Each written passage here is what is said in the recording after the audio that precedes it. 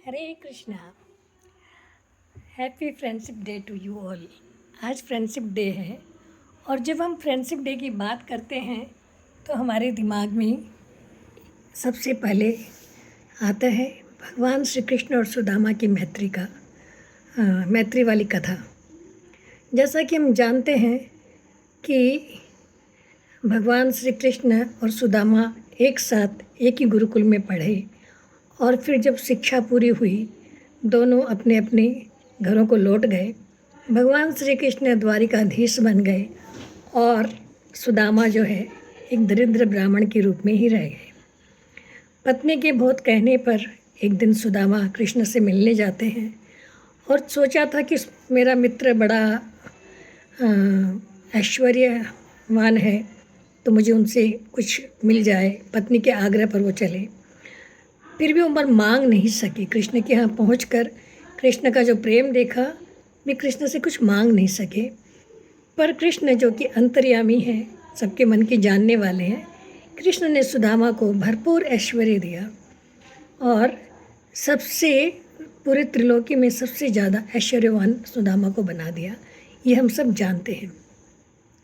पर कृष्ण की मित्रता हम सब ने देखी है, पर क्या हमें इसके पीछे का सुदामा का जो प्रेम था, सुदामा की जो मैत्री थी, वो हमने अनुभव किया।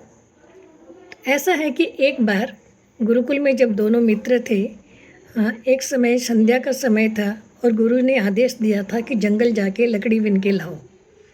दोनों मित्र जाने वाले थे और गुरु माता ने 2 पोटली में कुछ चने बांध के रखे थे कि ताकि दोनों जब जाएंगे दोनों को दे दूंगी, रास्ते में अगर भूख लगी तो खा लेंगे। पर उसी समय एक ब्राह्मण उस कुटिया पर आया गुरु माता के यहाँ पे और उन्होंने भिक्षा मांगी। तो गुरु माता ने कह दिया कि आज अभी इस समय मेरे पास कुछ भी अन्न नहीं है जो मैं आपको दे सकूं और आपकी भूख मिटा सकूं। तो गुरु माता ने तो ऐसा कह दिया, पर उस ब्राह्मण की नज़र पड़ गई। वो 2 चने की पोटलियाँ जो पड़ी हुई थी उस पर उसकी नज़र पड़ी। उसके मन में बड़ा विक्षोभ हुआ कि अन्न पड़ा हुआ है फिर भी इन्होंने मुझे मना कर दिया। तो उनके मन से एक अभिशाप निकला कि जो इस अन्न को खाएगा वो दरिद्रहीन हो जाएगा, वो ऐश्वर्यहीन हो जाएगा, वो दरिद्र बन जाएगा। ऐसा उन्होंने श्राप दे दिया और सुदामा को इस बात का पता चल गया।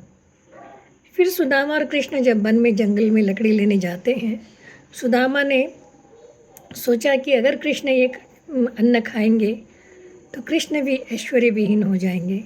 ऐसा तो मैं नहीं चाहता। तो इसलिए सुदामा ने दोनों चने की पोटली खोली और स्वयं खा लिया।